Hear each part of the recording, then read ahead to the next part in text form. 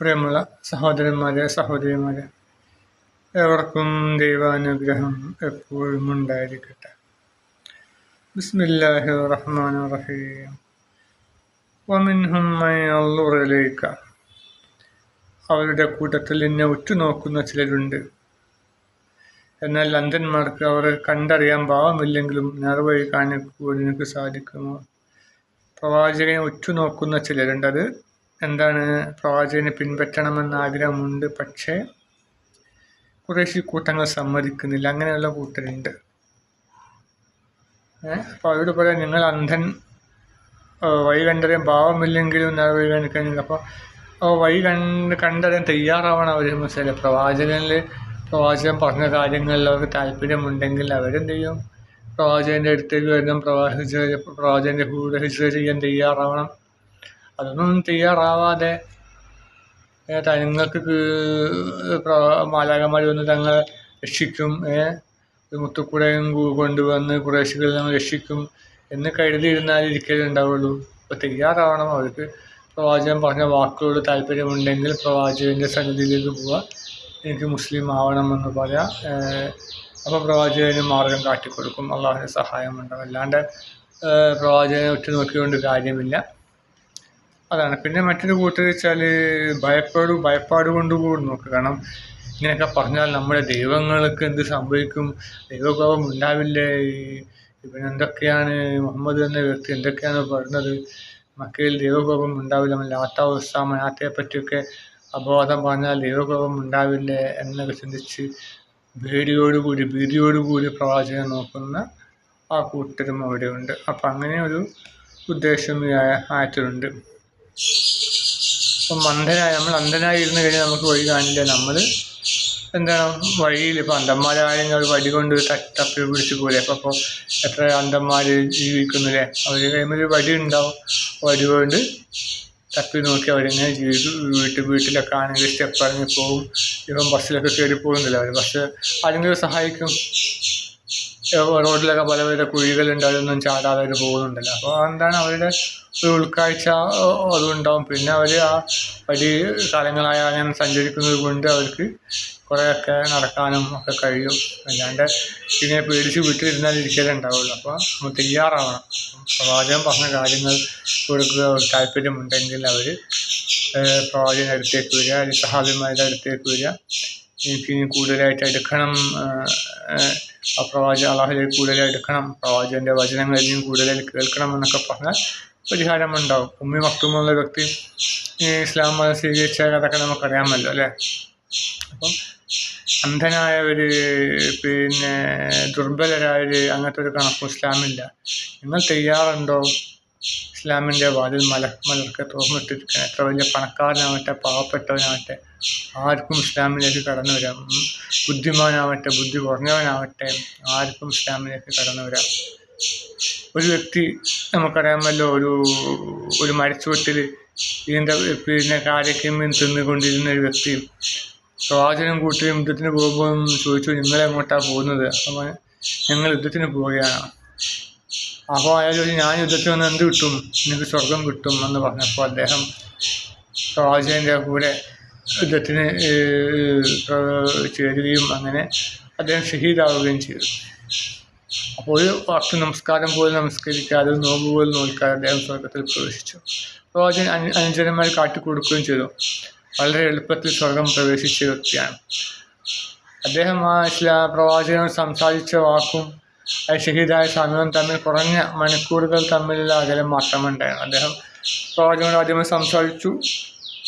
ഉടനെ 1-2 മണിക്കൂർ കഴിഞ്ഞപ്പോൾ അദ്ദേഹം യുദ്ധത്തിൽ ഷഹീദായി. അപ്പോൾ 2 മണിക്കൂർ കൊണ്ട് സ്വർഗം കിട്ടിയ വ്യക്തിയാണ്. അക്കാലം അത്രയും മദ്യപിക്കുകയും മറ്റു ചെറിയ തിന്മകളൊക്കെ ചെയ്ത് കൂട്ടിയ വ്യക്തിയാണ് അദ്ദേഹം. വെറും 2 മണിക്കൂർ കൊണ്ട് സ്വർഗത്തിൽ പ്രവേശിച്ചു. അപ്പോൾ എത്രയേ ഉള്ളൂ. അപ്പം എത്ര പാവപ്പെട്ടവനാവട്ടെ ബുദ്ധിമാനാവട്ടെ ബുദ്ധിയില്ലാത്തവനാവട്ടെ ആർക്കും ഇസ്ലാമിലേക്ക് പ്രവേശിക്കാം. ഇസ്ലാമിൻ്റെ കവാടം മലർക്കെ തുറന്നിട്ടുകൊണ്ടിരിക്കുകയാണ്.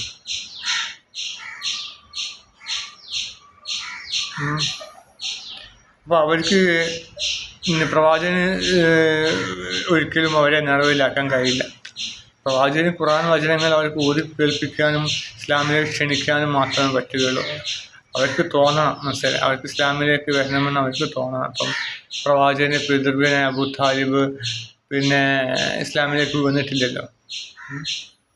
അന്ത്യസമയത്ത് വരെ പ്രവാചകൻ ഇസ്ലാമിലേക്ക് വരാൻ വേണ്ടി പറഞ്ഞപ്പോൾ അദ്ദേഹം കൂട്ടാക്കിയിട്ടില്ല. അദ്ദേഹം ഇനിയിപ്പോൾ മനസ്സിൽ പറഞ്ഞിട്ടുണ്ടോ, അതാണ് അദ്ദേഹം കുറേശ്ശെ പ്രമാണിയായിരുന്നു. അപ്പം ഇസ്ലാമിലേക്ക് വന്നാൽ മറ്റുള്ളവരെന്ത് കരുതുമെന്ന് കരുതി അദ്ദേഹം എന്ത് ചെയ്തു, ഇസ്ലാമിന് പരസ്യമായിട്ട് അദ്ദേഹം അയാളെ പ്രഖ്യാപിച്ചിട്ടില്ല. പക്ഷേ പ്രവാചകന് വേണ്ട എല്ലാ സൗകര്യങ്ങളും അദ്ദേഹം ചെയ്തു കൊടുത്തിട്ടുണ്ട്. അതിൻ്റെ അടിസ്ഥാനത്തിൽ അള്ളാഹുവിന് അയാൾക്ക് സ്വർഗം കൊടുക്കുമോ എന്നറിയില്ല.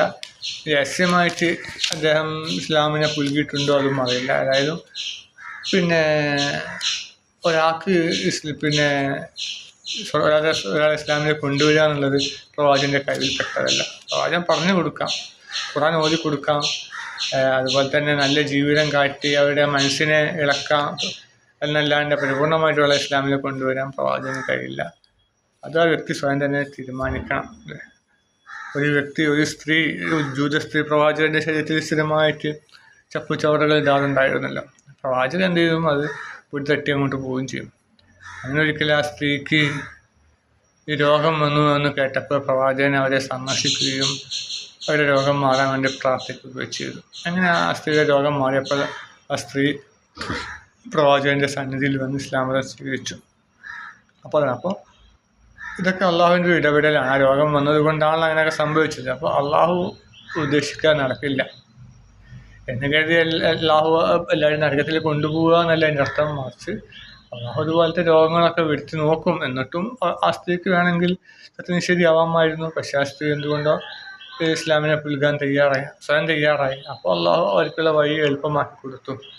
അങ്ങനെയാണ്. അല്ലാണ്ട് സാധാരണ നിരീശ്വരവാദികൾ പറയും നരകത്തിൽ പോകാൻ കാരണം അള്ളാഹു തന്നെയാണ്, അള്ളാഹു ആദ്യവും അന്ത്യവും അറിയുന്നവനാണല്ലോ എന്ന് നമ്മൾ പറയാൻ പാടില്ല. മറിച്ച് അള്ളാഹു അവർക്ക് രണ്ടു കൂട്ടർക്കും വഴിയുള്ളവൻ ശരിയാവാനുള്ള വകുപ്പുകളൊക്കെ ധാരാളം ഉണ്ടായിരുന്നു. അള്ളാഹുവിൻ്റെ ഉണ്ടായിരുന്നു. പക്ഷേ എന്തുകൊണ്ടോ ഞാൻ അതിലേക്കൊന്നും പോയിട്ടില്ല. അള്ളാഹുവിൻ്റെ അനുഗ്രഹം കൊണ്ടായിരിക്കും. ചീത്ത സുഹൃത്തുക്കളും നിരീശ്വരവാദികളും ഒക്കെ എൻ്റെ സുഹൃത്തുക്കളായിട്ടുണ്ടായിരുന്നു. എൻ്റെ ഉറ്റ സുഹൃത്തുക്കൾ നിരീശ്വരവാദിയായിരുന്നു. ഒക്കെ എൻ്റെ കുടുംബത്തിൽ നിരീശ്വരവാദി ഉണ്ടായിരുന്നു, ഒക്കെ ഉണ്ടായിരുന്നു. പക്ഷേ എന്തുകൊണ്ടോ അതിലേക്കൊന്നും പോയിട്ടില്ല. അതുപോലെ തന്നെ 5 നിസ്കരിക്കുന്ന സമയത്ത് തന്നെ 5 നിസ്കാരം നോമ്പൊക്കെ സമയത്ത് തന്നെ എനിക്ക് ഒരു മാനസിക രോഗമൊക്കെ പിടിപെട്ടു. അപ്പോൾ നമ്മുടെ കുടുംബത്തിൽപ്പെട്ട നിരീശ്വരവാദിയായ വ്യക്തി പറഞ്ഞു, പഠിച്ചോനൊന്നുമില്ല, പഠിച്ചോനൊന്നും ഉണ്ടെങ്കിൽ സാധനമൊന്നും സൂക്കേട് പിടിക്കൂല, 5 നിസ്കരിക്കുന്ന വ്യക്തിയല്ലേ, അതാണ് ഞാൻ പറഞ്ഞത്, നിസ്കരിച്ചിട്ടൊന്നും കാര്യമില്ല എന്ന് പറഞ്ഞാൽ ആ വ്യക്തി എന്നെ ഗുണദോഷിച്ചു. പക്ഷെ ഞാൻ എന്ത് ചെയ്തു, അസുഖം മാറിയപ്പോൾ വീണ്ടും നമസ്കരിക്കാൻ തുടങ്ങി. അസുഖമുള്ളപ്പോഴും നിസ്കരിച്ചു, കഴിയുന്നിടത്തോളൊക്കെ നിസ്കരിക്കും. അസുഖം മാറിയപ്പോഴും വീണ്ടും നിസ്കരിക്കാൻ തുടങ്ങി. കാരണം നിസ്കാരമില്ലെങ്കിൽ നമ്മൾ ഒറ്റപ്പെട്ട പോലെ, ഒരു ബഷീറിൻ്റെ ഒരു കഥയിൽ പറഞ്ഞ മാതിരി ചുറ്റും തിരക്ക് പിടിച്ചൊരു നഗരത്തിൽ, ഡൽഹി പട്ടണത്തിൽ എടുത്തു നിന്നിട്ട് പിന്നെ മുകളിലൂടെ ട്രാം ഓടുന്നു, താഴത്തുകൂടെ തീവണ്ടി ഓടുന്നു, ആകാശത്തുകൂടെ വിമാനം ഓടുന്നു, എന്തും പല വാഹനങ്ങൾ എല്ലാവരും അവരുടെ ചുറ്റിലുമായിട്ട് ഓടി നടക്കുന്നു.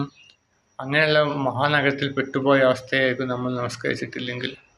എന്താണ് ഏതാണ് ഒന്നും നമുക്കറിയില്ല. പക്ഷേ നമ്മൾ നിസ്കരിച്ച് കഴിഞ്ഞാൽ അള്ളാഹു നമ്മുടെ കൂടെയുണ്ട്. പ്രപഞ്ച സൃഷ്ടാവായ അള്ളാഹു നമ്മുടെ കൂടെയുണ്ട്. അവൻ നമുക്ക് വഴി കാണിക്കും എന്നൊരു ധൈര്യമാണ് നമുക്ക്. അപ്പോൾ ഞാൻ നമസ്കരിക്കാൻ തുടങ്ങി, വീണ്ടും നമസ്കരിക്കാൻ തുടങ്ങി. അള്ളാഹുവിൻ്റെ അനുഗ്രഹത്തിൽ മഹദി ഇമാം എന്ന പദവിയിലേക്ക് എത്തിപ്പെട്ടിട്ടില്ല, എത്തിപ്പെട്ടും എന്ന് പ്രതീക്ഷിക്കുന്നു. നിങ്ങളൊക്കെ പ്രാർത്ഥിക്കാം മഹദി ഇമാം ആവാൻ വേണ്ടിയിട്ട്. അങ്ങനെ ഖുർആൻ വായിച്ച് ഖുർആനിലേക്ക് ശ്രദ്ധിക്കുകയും ഖുർആൻ കൂടുതൽ പഠിക്കുകയും ഖുർആൻ പഠിപ്പിക്കുന്ന ഒരുപാട് പ്രഭാഷകന്മാർ നമ്മുടെ യൂട്യൂബിലൊക്കെ ഉണ്ട്. ഏറ്റവും വലിയ പ്രധാനി നമ്മുടെ കാസിം ഉസ്താദാണ്. അദ്ദേഹത്തിൻ്റെ പ്രഭാഷണത്തിലൊക്കെ ഒരുപാട് അറിവുകളുണ്ട്, പുതിയ പുതിയ അറിവുകൾ. മറ്റുള്ള പ്രഭാഷകന്മാരിലൊക്കെ നമ്മൾ കേട്ട അറിവുകൾ ആണുള്ളത്. ഖുർആനും സഹീഹുൽ ബുഖാരിയും വായിച്ചവർക്ക് മറ്റു ഒട്ടുമിക്ക പ്രഭാഷകന്മാരുടെയും പ്രഭാഷണം ഒന്നും ഉണ്ടാവില്ല, അവനൊന്നും പുതുതായിട്ടൊന്നും ഉണ്ടാവില്ല. പക്ഷേ കാസിം ഉസ്താദിൻ്റെ പ്രഭാഷണം അങ്ങനെയല്ല. മുമ്പിൽ ഒക്കെ പുതിയ പുതിയ ഓരോ വാക്കുകളുണ്ട്, ഇല്ലുമിനാറ്റികളെ കുറിച്ചും പല കാര്യങ്ങൾ. പിന്നെ മൂപ്പരുടെ ജീവിത സംഭവങ്ങൾ, മൂപ്പരുടെ വല്യപ്പയുടെ സംഭവങ്ങൾ, വല്യമ്മയുടെ ഈ തമാശകൾ അത് ഇത് അതിലൊക്കെ കുറേ ഗുണപാഠങ്ങളുണ്ട്. ഇപ്പോൾ സുഹൃത്തുക്കളുടെ കാര്യങ്ങൾ, വെട്ടി തുറന്ന് പറച്ചിൽ തുടങ്ങിയ ഒരുപാട് അറിവുകൾ നമുക്കതിൽ കിട്ടാൻ. അല്ലാതെയും നമുക്ക് ഹദീസുകൾ ഓർമ്മപ്പെടുത്തും, ഖുർആൻ ഓർമ്മപ്പെടുത്തും. നമ്മൾ ഖുർആൻ ഒഴിവ് കിട്ടുമ്പോഴൊക്കെ ഞങ്ങൾ കാസിം ഉസ്താദിൻ്റെ പ്രഭാഷണം കേൾക്കുക. അതോടൊപ്പം അദ്ദേഹം പല സി എം മടവൂര് അങ്ങനത്തെ പല ആൾക്കാരെയും